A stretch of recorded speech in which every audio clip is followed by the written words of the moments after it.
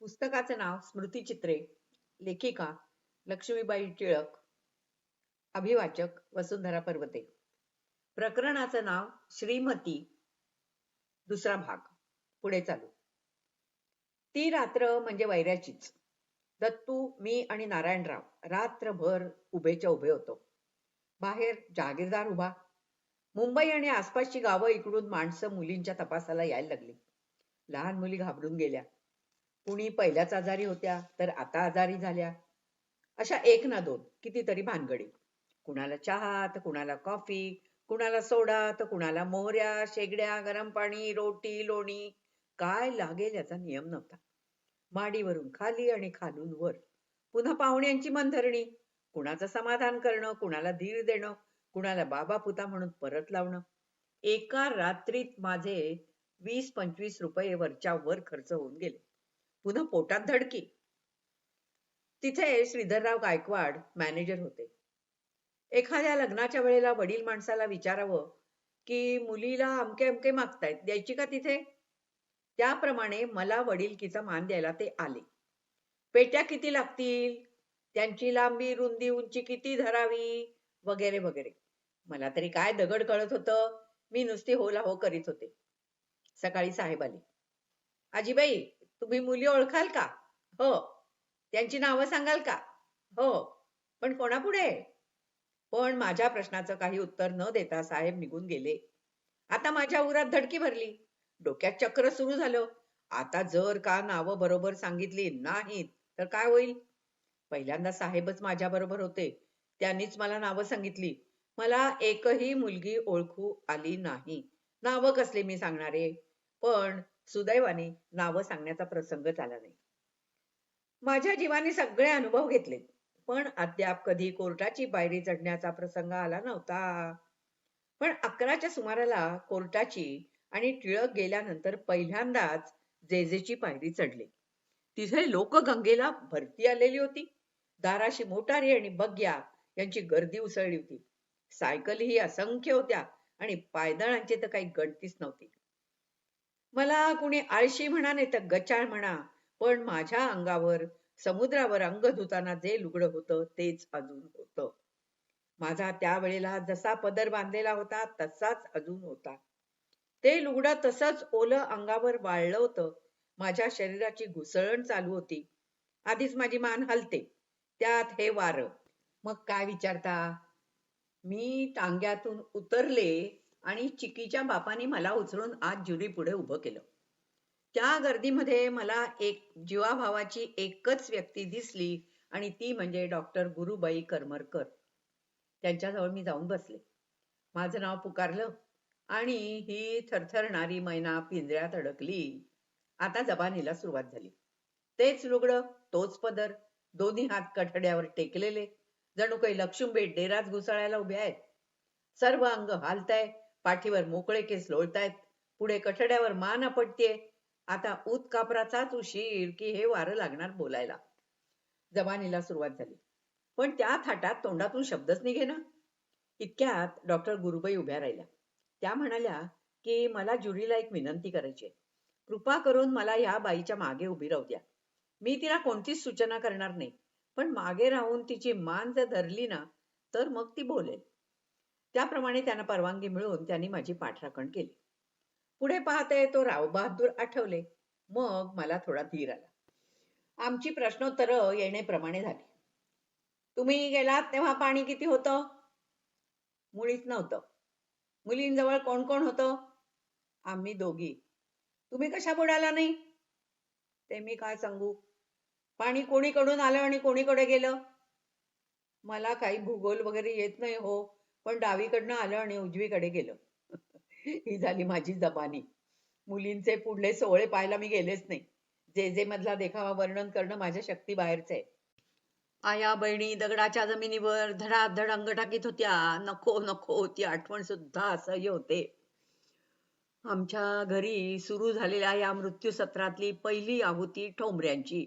नंतर टिळक, त्याच्यानंतर लागोपाठच माझे वडील बंधू केशवराव मामा. आम्ही बोर्डिंग मध्ये येऊन स्थिरस्थावर होतो नव्हतो तो केशवराव मामांची अशुभ बातमी कानी पडली.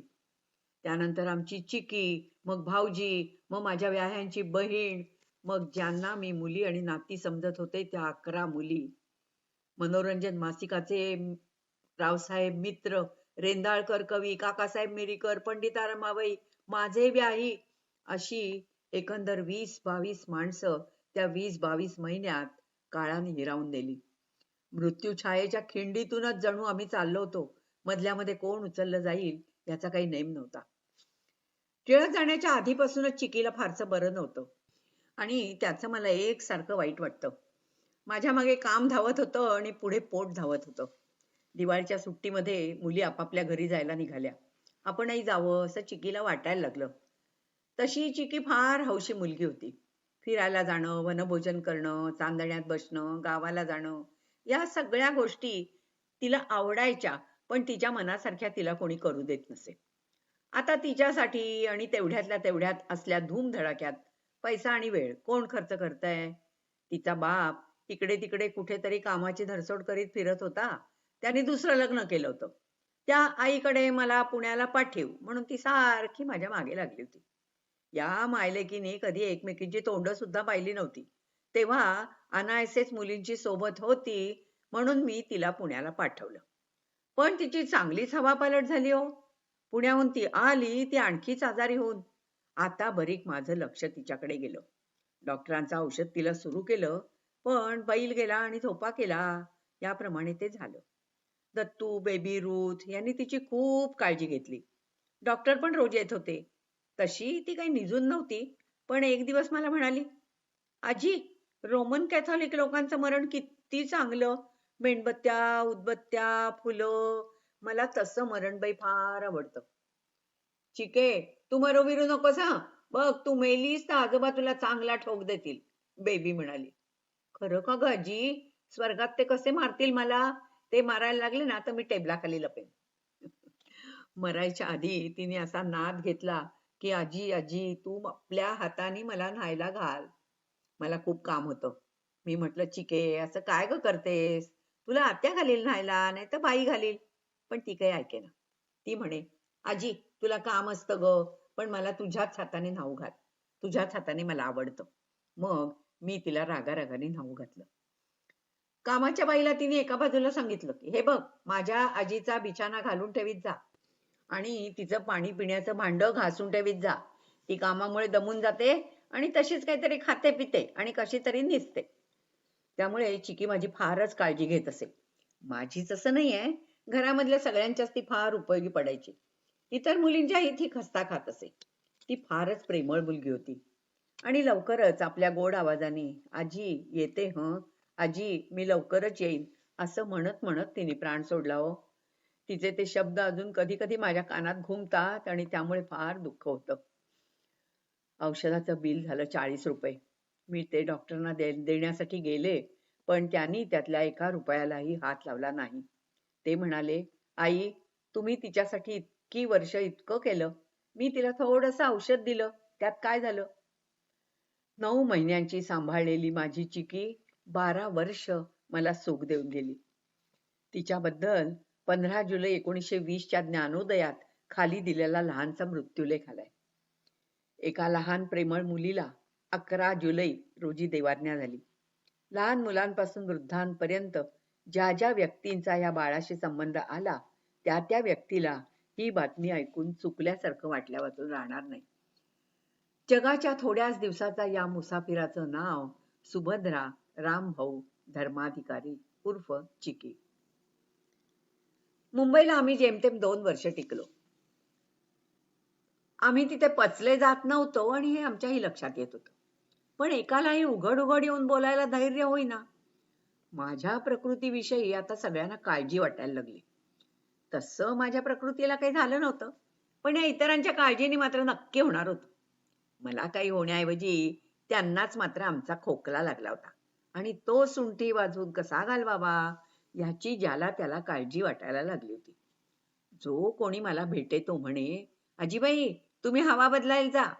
मी म्हणे, झालंय काय मला, मी कशाला जाऊ? मला काही झालं नव्हतं तरी माझा जीव मात्र मला यांच्या काळजीने नकोसा झाला होता. उघड उघड धडधडीत बोलायला कुणाचं भय थोडंच होतं. पण हा सुसंस्कारांचा परिणाम. डोळा फोडायला नको, काडी मोडायला नको. कोणी जरा नकळत डोकावलं तरी आमच्या घरी चोरून लपून कधीच काही होत नसे. सगळं काही उघड उघड. आम्ही बोलत बसलो तरी आमची दारं खिडक्या सताड उघडी असायची. पडदा पद्धतीचं आम्हाला नेहमीच वावडं. कानोसा घेऊन, चोरून, पाहून, कल्पना करून जेव्हा माझ्यात लपंडाव अजिबात दिसून येईना, तेव्हा हे हवा बदलण्याचं बंड उठलं. याच गडबडीत एक दिवस एका सभ्य स्त्रीने येऊन आग्रहाचं बोलणं लावलं. "आजीबाई, तुम्ही खरोखरच कुठेतरी जा. तुम्ही दिसाव्या तशा दिसत नाही." मी म्हणाले, "हे बघा, तुम्हाला सगळ्यांना वाटतंय की मला तुमचं बोलणं कळत नाही. मला सगळं कळतंय. अलीकडे माझ्या प्रकृतीबद्दल तुम्हा सर्वांनाच एकदम फार काळजी उत्पन्न झाली आहे. पण माझी आता एवढीच इच्छा आहे की हे काम बिनपगारी करावं. तत्तूची टर्म भरेपर्यंत मला राहायला जागा पाहिजे आहे." मग ती बाई म्हणाली, "पण बाई, इथे मला दवाखाना काढायचा आहे." मी म्हटलं, "काढा की दवाखाना. मी हाताची नीट आहे. मी मिठाईचं दुकान काढीन आणि त्यावर माझ्या नावाची पाटी लावीन." त्यावेळेला कराचीच्या डॉक्टर ताराबाई आमच्याकडे परीक्षेसाठी आल्या होत्या. त्यांची आई मला आपली बहीण माने आणि अगदी बहिणीप्रमाणे वागली. ताराबाई म्हणाल्या, "मावशी, कराचीला येता का? मी बेबीला आणि बहिणीला काम लावून देते. मग भाऊ वकिलीचा अभ्यास करायला मोकळा होईल." "अहो, कराचीच काय, इंग्लंडला सुद्धा जायची माझी तयारी आहे. स्वदेशी चोरी आणि परदेशी भीक." दत्तू पारोळ्याला हवा बदलायला गेला होता. तो तिथे पडला आजारी. पण तो आजारी होता याची मला दादच नव्हती.